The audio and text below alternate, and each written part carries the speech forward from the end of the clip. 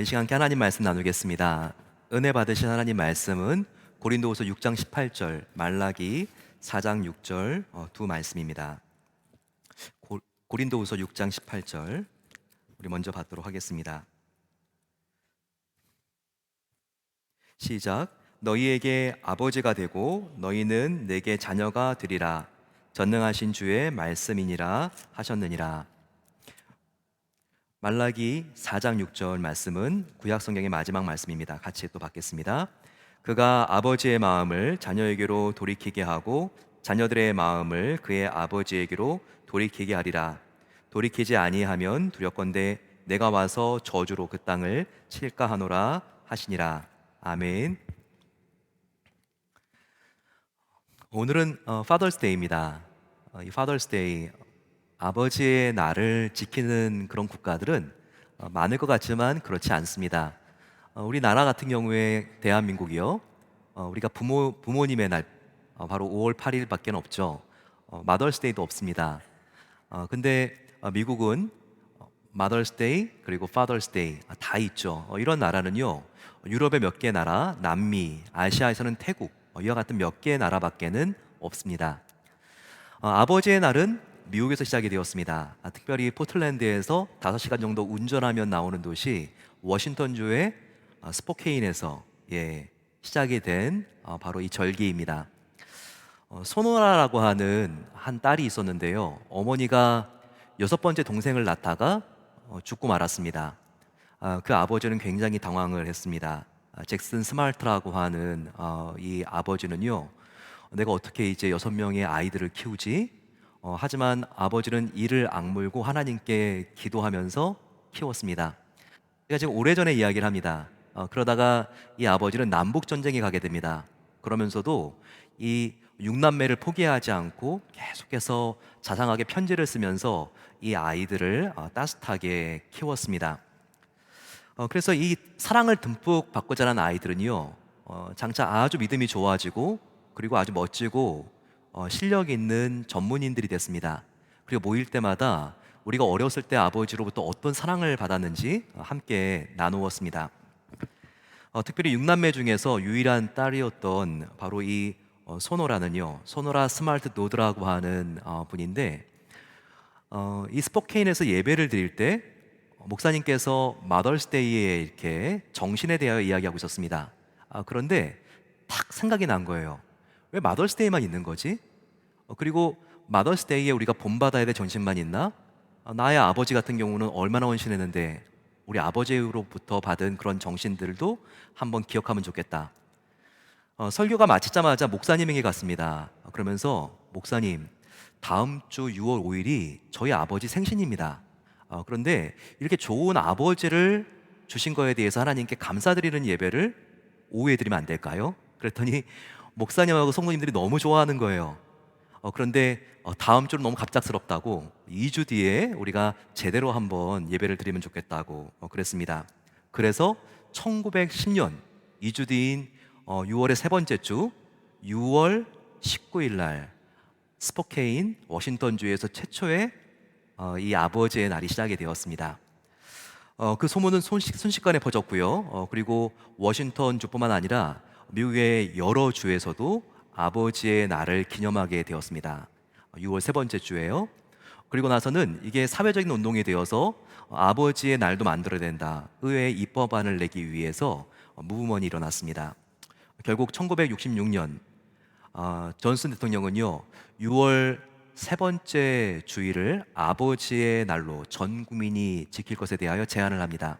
그리고 그로부터 6년이 지난 1972년 닉슨 대통령이 사인을 하고 아버지의 날을 미국의 기념일로 공포를 하게 되었습니다.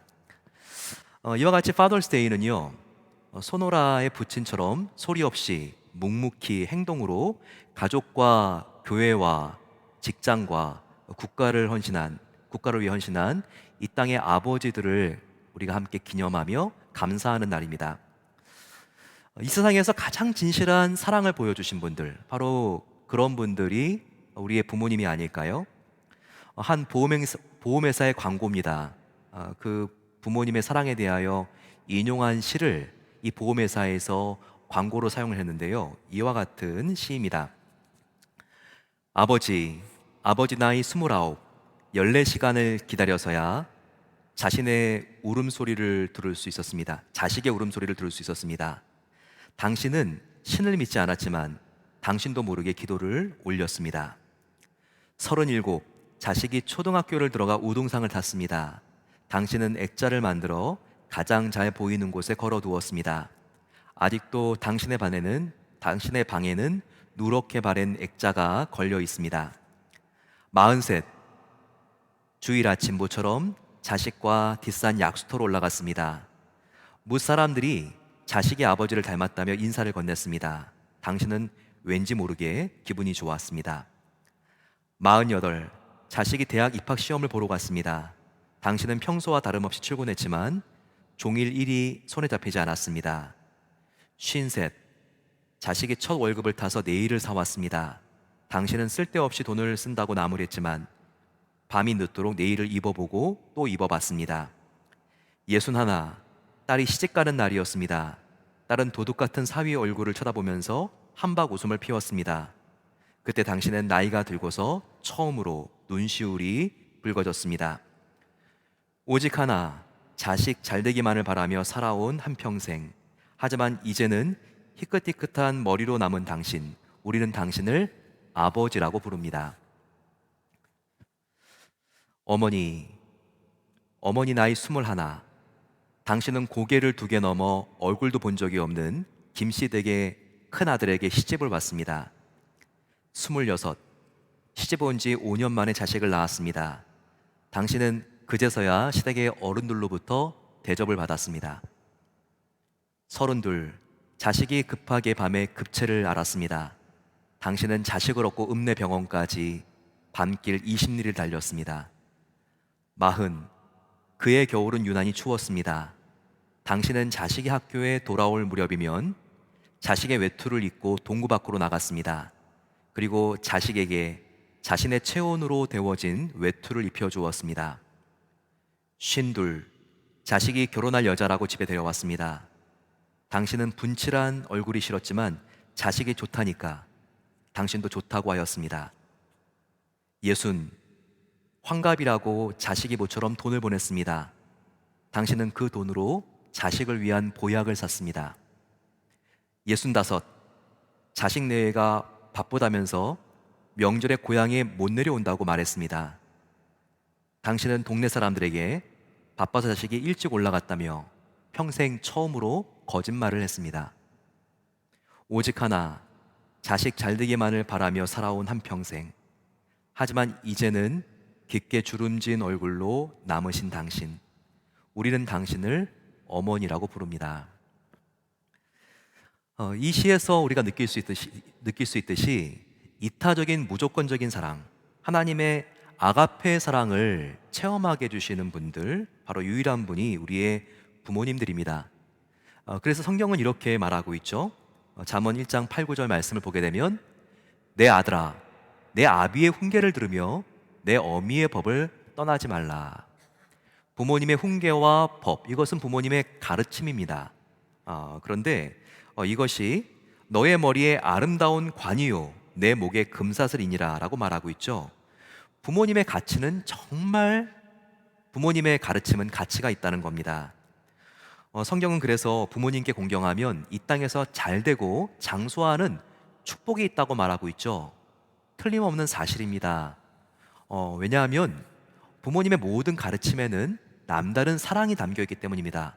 사랑해서 하는 말인데 왜 그 말을 지킨다고 우리가 인생이 어려워질 리가 있겠습니까? 반드시 잘 되는 것이죠. 그래서 잠언 23장 22절과 같이 너는 낳은 아비에게 청종하고 내 늙은 어미를 경히 여기지 말라라고 이렇게 분명히 말씀하고 있습니다. 자녀는 부모님의 가르침에 영향을 받습니다.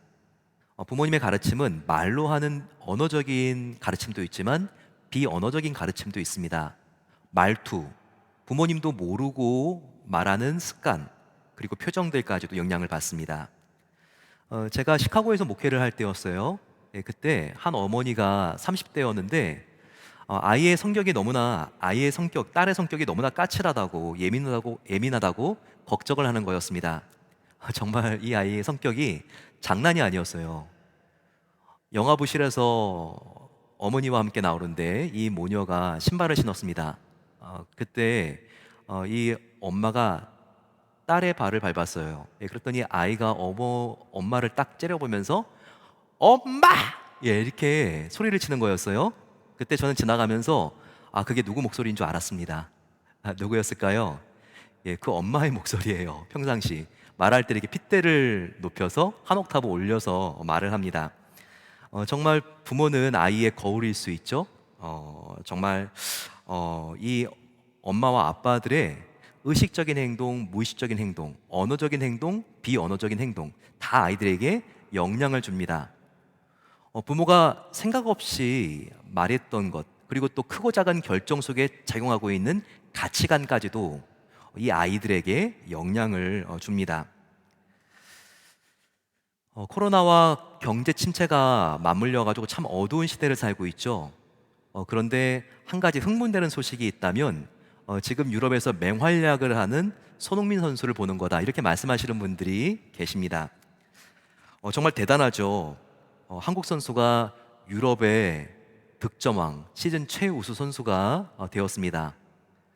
페널티도 없이 한 시즌에서 23골을 넣었습니다. 얼마나 정말 기적 같은 일입니까?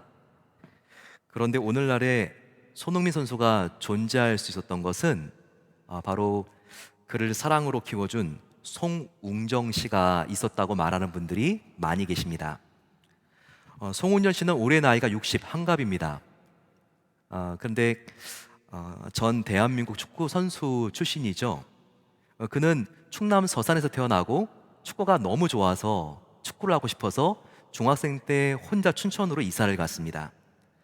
여러 구단을 돌아다니면서 활동했지만 너무나 그 인생이 풀리지 않았습니다. 한창 정성기여야 될 이 20대요, 에클레스건의 부상을 입고 맙니다. 그래서 선수의 생활을 완전히 포기해야 했습니다. 그 후 손흥민 선수를 낳고 키우면서 일용직 막노동을 했습니다. 그러면서도 위축되지 않고 아들 손흥민 선수의 인성과 축구를 정말 최선을 다하여 가르쳤습니다. 지금은 춘천에서 어린이들과 청소년들을 가리키는 축구 교실을 운영하고 있습니다. 그런데 작년에 2021년이었는데요. 책 한 권을 썼는데 이것이 한국의 베스트셀러가 됐죠. 모든 것은 기본에서 시작한다라고 하는 책입니다.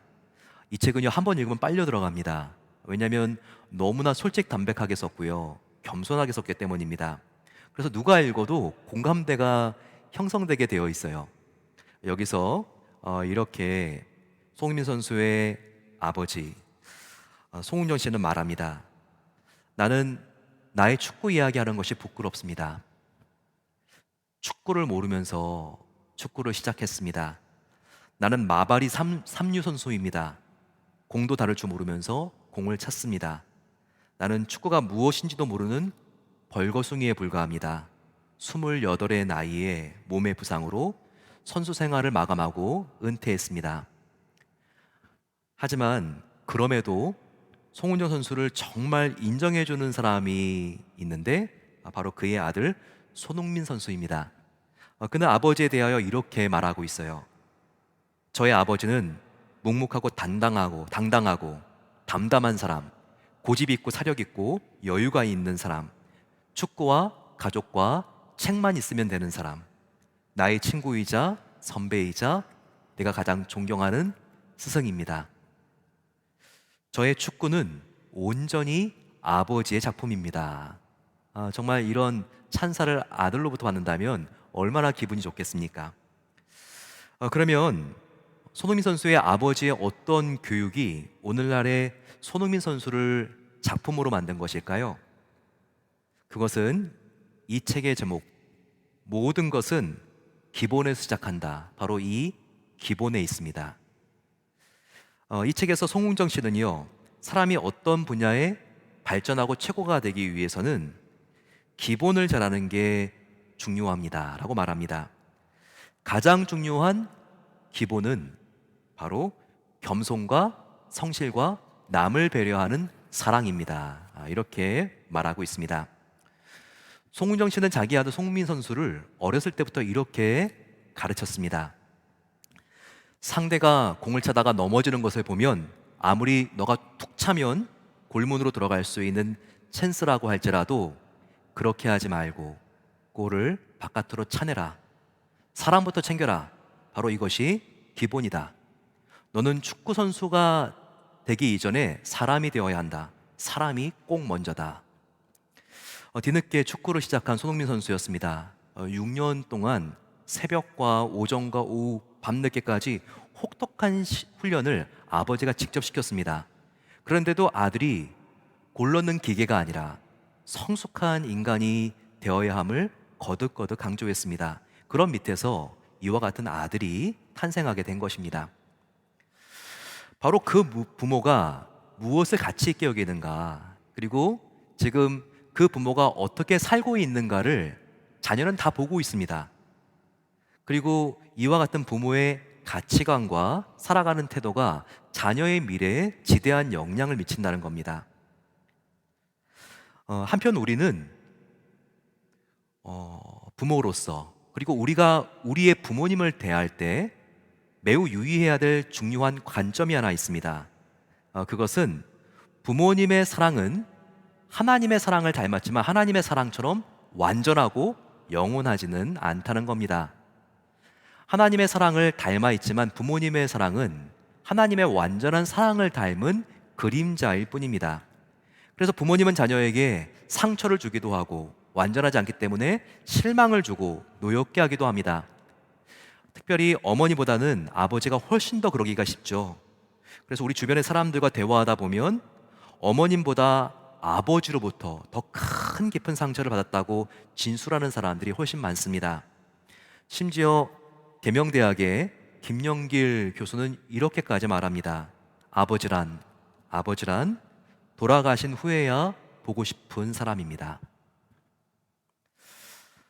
하지만 자녀에게 아무리 힘들고 어려운 상처를 준 아버지라도 과연 본심이 그랬을까요? 본심은 하나님의 형상을 반영하고 있습니다. 그래서 본심은 자녀를 사랑하는 하나님의 마음과 같습니다. 하지만 최초의 인류인 아담, 바로 이 아담의 범죄로 본심의 타격을 받았어요. 죄의 영향을 받고 이 본심이 타락하게 된 것입니다. 그래서 마음속 깊은 곳에는 좋은 아빠가 되고 싶고 좋은 남편이 되고 싶은 원함은 있으나 그것이 뜻대로 잘 되지 않는 것입니다. 죄로 인해 눌리고 제약을 받는 것이죠. 그래서 이 아버지들이 죄의 정욕에 끌린 나머지 자녀를 조종하고 통제하고 학대합니다. 또는 어떤 아버지는 가족들을 속이고 무책임하고 수치심을 주고 심지어 폭력을 가해서 평생 지워질 수 없는 상처를 남기기도 합니다. 하지만 이런 아버지들에게 보여주는 부정적인 모습, 바로 그 모습이 그분의 본성과 본심이 아니라는 것을 기억해야 합니다. 죄의 영향을 받아서 그랬던 것입니다. 따라서 죄가 거두어지고 하나님의 형상이 회복되면 마치 먹구름 뒤에 찬란한 햇살이 비치고 있는 것처럼 거칠고 무책임해 보이고 미성숙한 아버지였다 할지라도 그 속에 진실한 사랑이 존재했다는 것을 우리는 깨닫게 됩니다.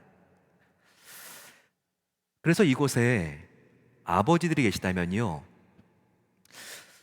자녀를 진실하게 사랑하고 싶은 나의 본심을 가로막고 방해하고 있는 죄의 세력이 있다는 것을 알아야 합니다. 그래서 이 죄와 치열하게 싸워야 된다는 거예요.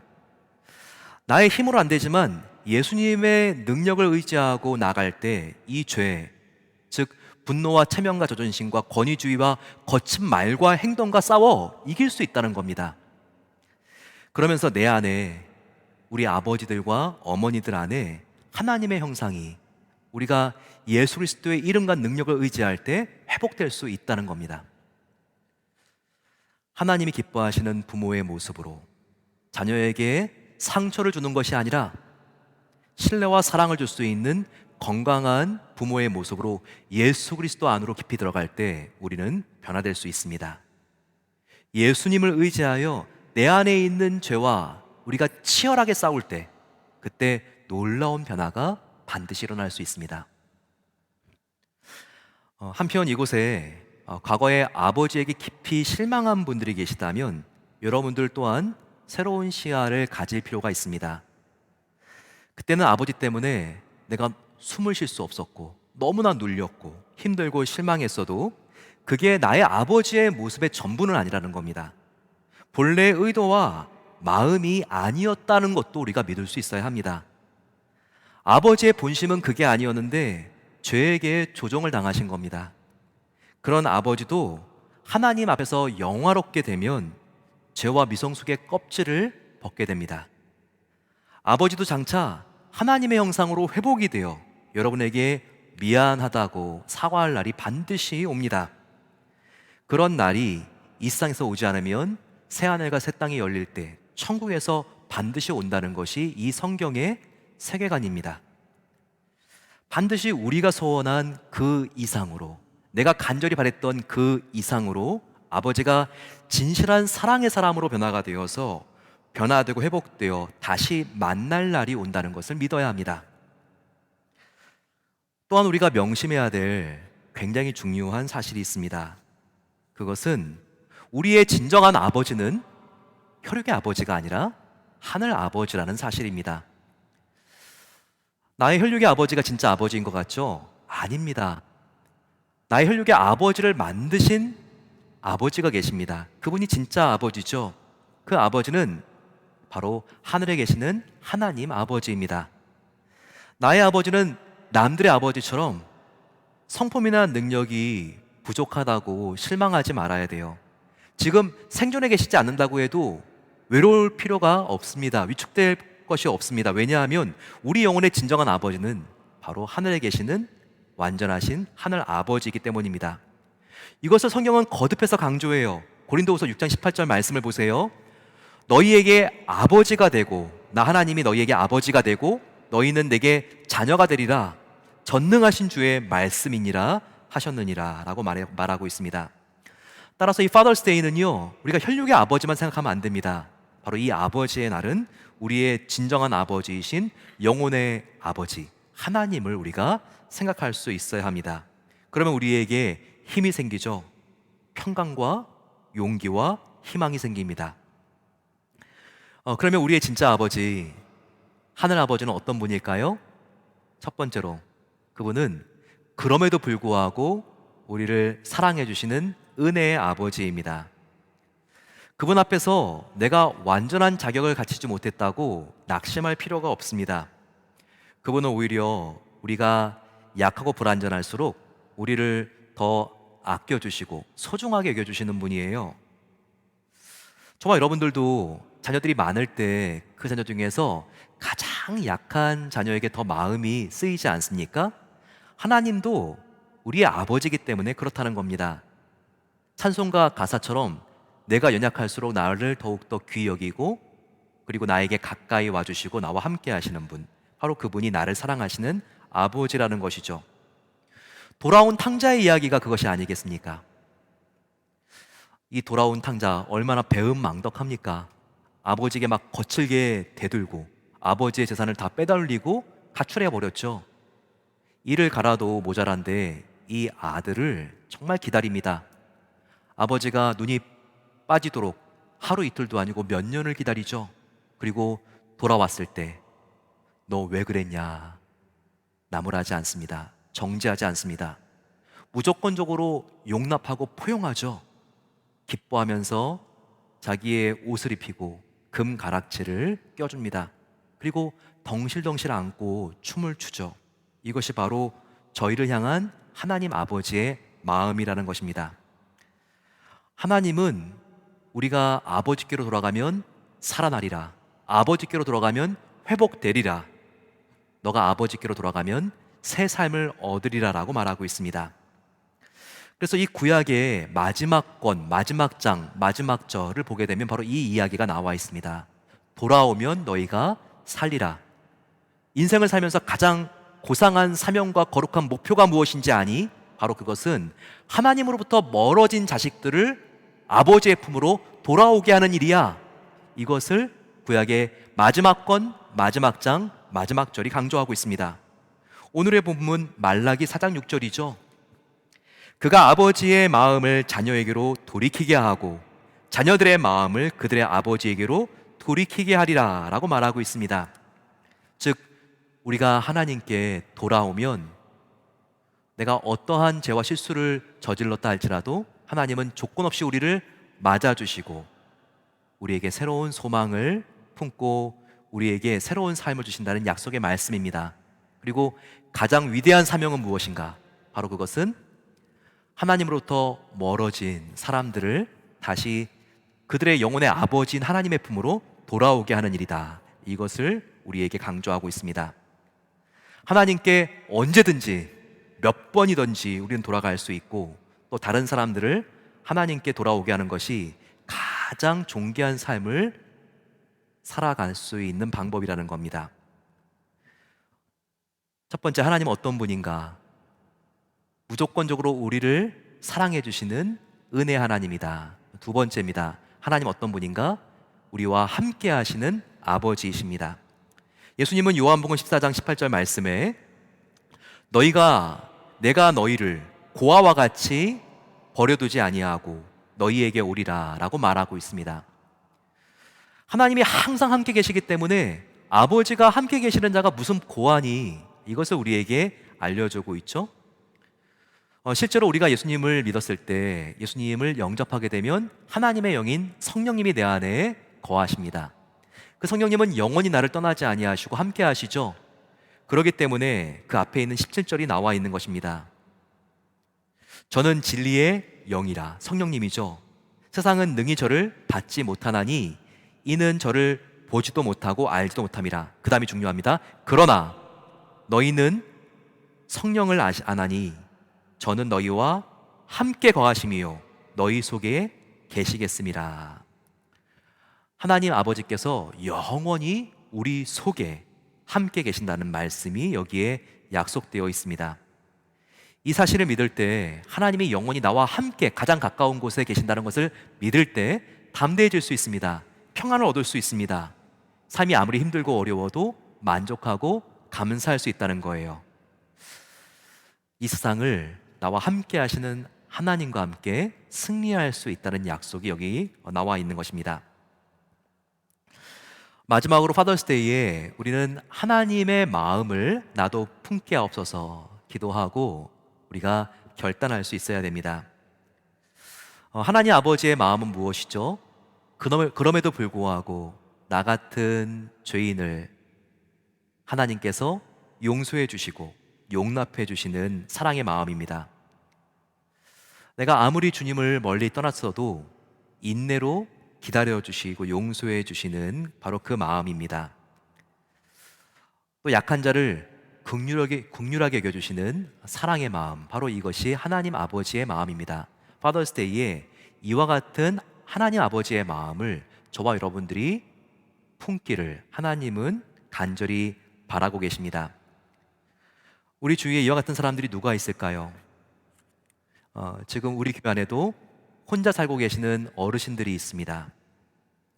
그분들께 관심을 갖고 우리가 기도해드리고 따뜻한 정을 나누는 것, 바로 이것이 하나님 아버지의 마음일 수 있습니다. 오늘 설교를 마치면 바로 졸업식이 진행됩니다.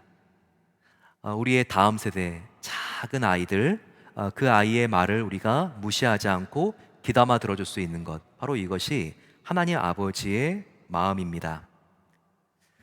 또한 의료적인 혜택을 받지 못하고 있는 빈민들, 불치자들, 이런 사람들에게 관심을 가져야 됩니다.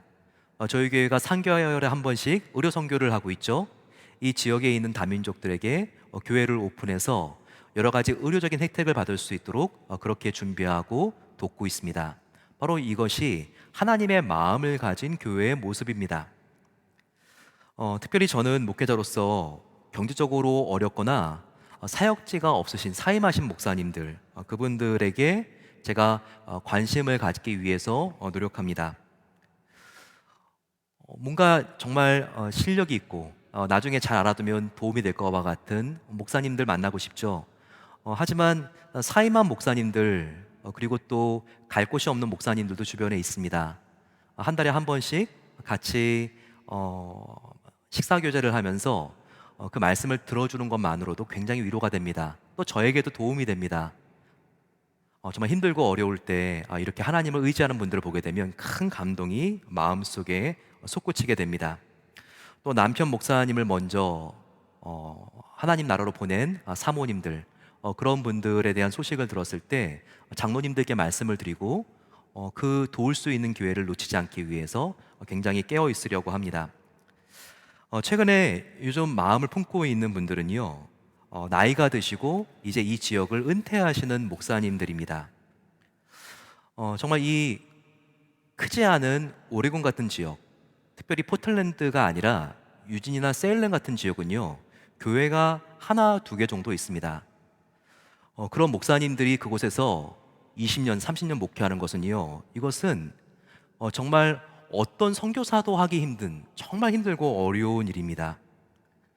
셀렘 한인교회 정병국 목사님, 셀렘의 교회가 하나 있는데요, 그 교회에서 30년 목회를 하시고 이제 10월 달에 은퇴를 하십니다.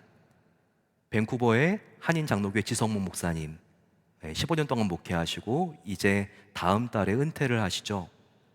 이런 목사님들 정말 귀합니다. 인터넷 설교에 나오는 유명한 목사님들도 물론 대단하고 귀하지만 하나님은 이런 목사님들 정말 귀하게 여기실 것입니다. 근데 정작 은퇴를 하더라도요, 섬기는 교회에 이런 말을 하기가 참 힘들어요. 집안의 아버지가 이렇게 내가 지금 한 달 뒤에 생일이자니 말을 못 하잖아요. 근데 이런 목사님들 정말 저희 교회가 떠나시기 전에 한 번이라도 모셔서 고별 설교를 하게 하시고 이 지역을 이렇게 오랫동안 섬기신 거에 대하여 저희들 감사하며 축복해 드리는 시간, 이것은 정말 하나님께서 기뻐하시는 시간입니다. 정말 저는요, 우리 베델교회가 이 지역에서 가장 큰 교회가 아니라 하나님의 마음을 가장 닮은 교회가 되기를 축원합니다. 이와 같은 마음으로 우리가 살아가야 된다는 것, 바로 이것이 하나님이 기뻐하시는 그런 교회 목표를 향하여 나아가는 것입니다. 정죄하지 않고 대신 무조건적으로 덮어주시는, 다시 믿어주시는 하나님 아버지의 마음을 저와 여러분들, 우리 교회가 품을 수 있어야 됩니다.